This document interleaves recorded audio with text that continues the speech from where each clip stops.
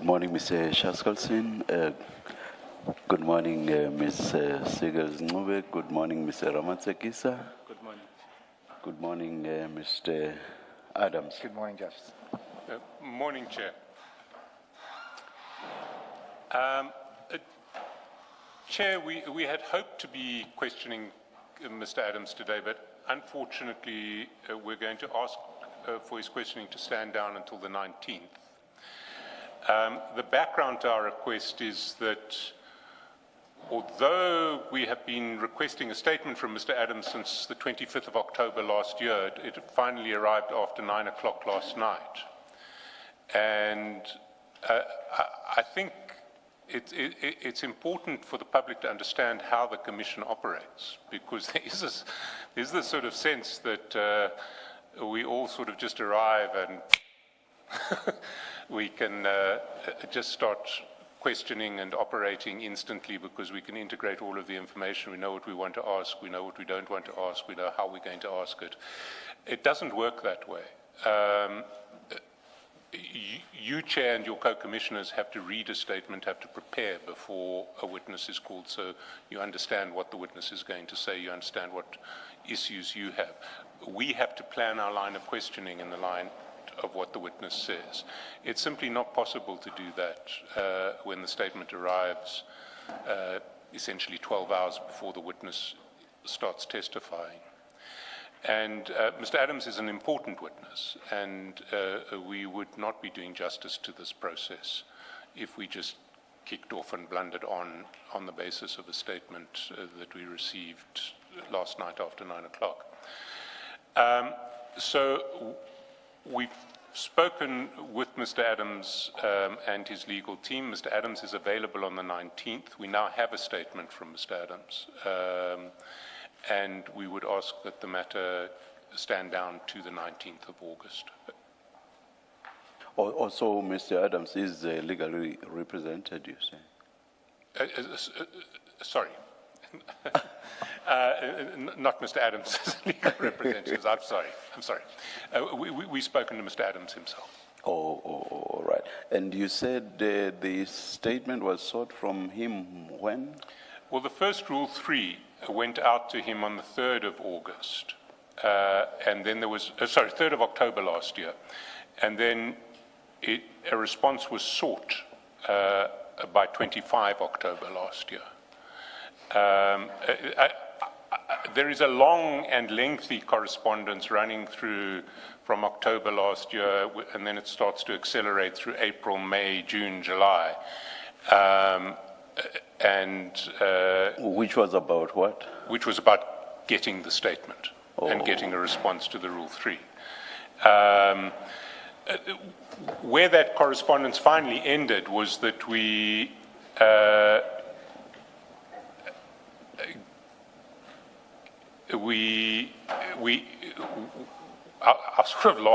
our last offer was an agreement that the statement could be filed by Thursday last week, which we thought was, we could accommodate Thursday because we could then print on Friday, give the commissioners copies to read over the weekend. And eventually the affidavit came in late last night. I can take the Commission through the correspondence. I'm not sure what would be gained by that. I don't think it's necessary unless Mr. Adams suggests something contrary to what you have said. No, it's not necessary. Perhaps let us hear from Mr. Adams. Is it correct, Mr. Adams, that you received a Rule 3 notice which required of you to file a statement in October of 2025? Good morning, Commissioners. Parliament can confirm that I have a very problematic laptop, and my laptop is either in for repairs or frozen, and when I became aware of the emails, I really don't want to lie. You would not have to lie, so you don't even need to. No, Commissioner, at any rate, I was aware of the Rule 3 a few months ago, but What's a few months ago? I think 3 months ago, 4 months ago, when I became aware of it. I had not noticed it in October. Surely this is something very important. You cannot be as unspecific as you are. When did you first become aware of the Rule 3 notice? If you're going to ask me for a date right here, Justice, I really wouldn't be able to give you one, but it was a few months ago. But I'm under the impression that I will be getting more questions because people are mentioning me every day, so I was waiting for that. And Honourable Jackelson is 100% right in his assessment.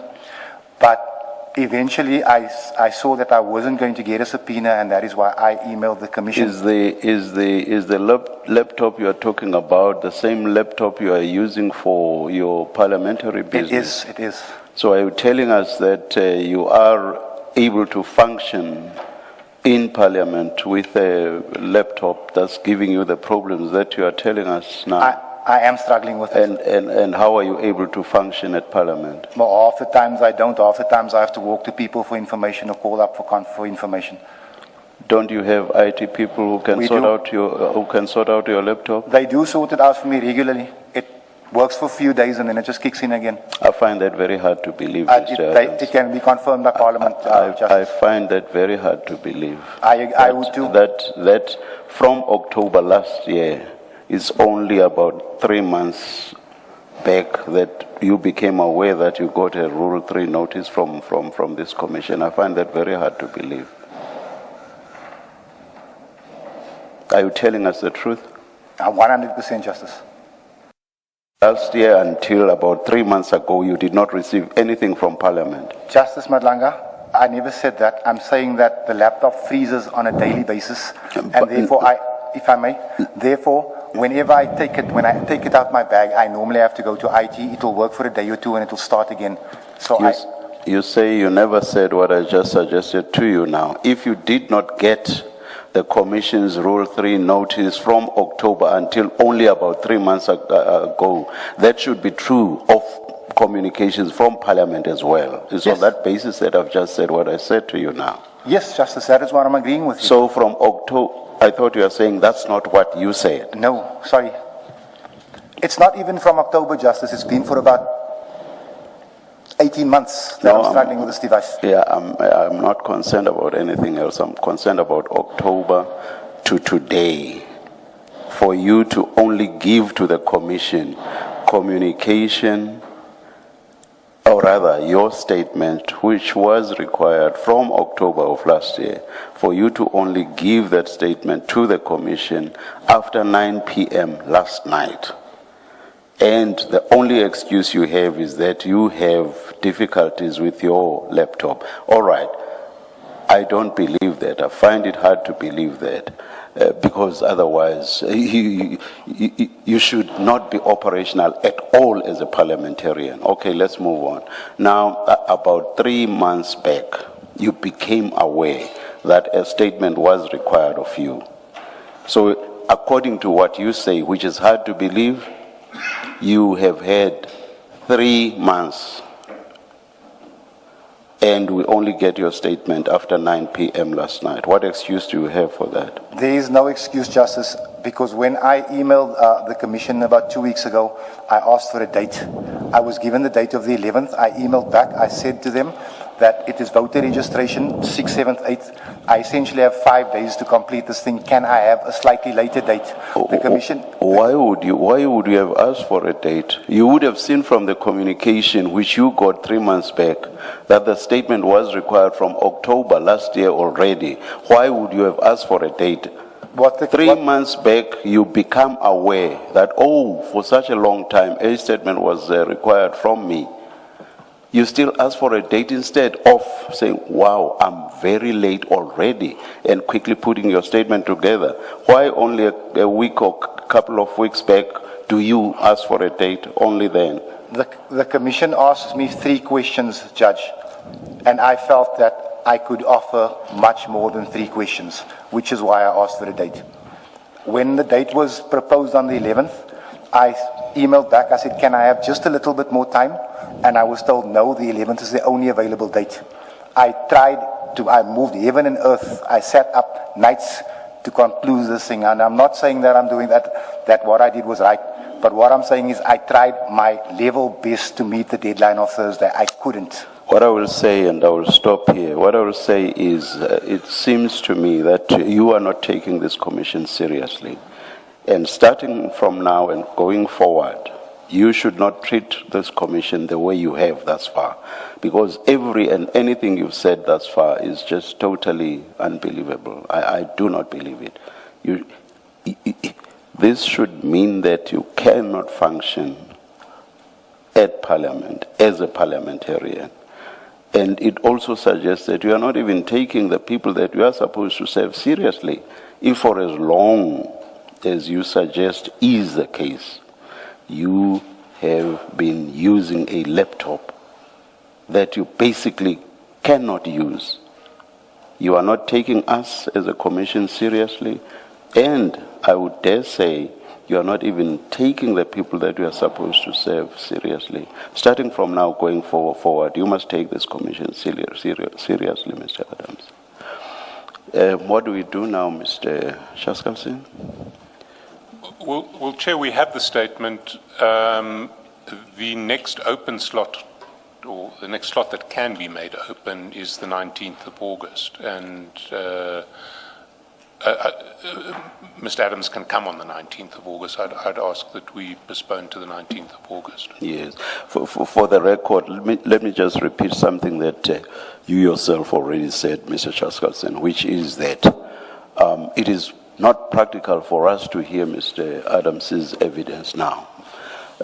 People who follow the Commission's proceedings will have heard that all the time. We refer to what we have read in the statements of witnesses because we prepare ahead of time.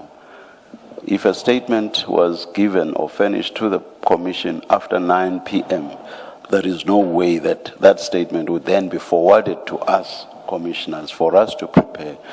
That's true of the evidence leaders as well, actually, because they too need to prepare. So practically, it is not possible to hear Mr. Adams's evidence today. For that reason, as Mr. Shaskalsin requests, the hearing of his testimony Mr. Adams's testimony must be postponed. 19 August, Chair. 19 August. Mr. Adams, the hearing of your testimony is postponed to 19 August 2026. You are excused until then. Thank you. Thank you.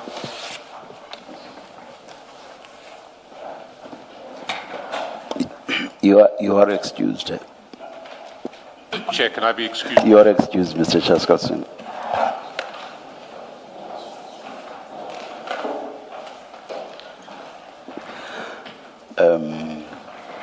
Yes. Let's have a short stand down. We'll hear from you when you are ready to. Thank you, Chair. Yeah. Let's adjourn.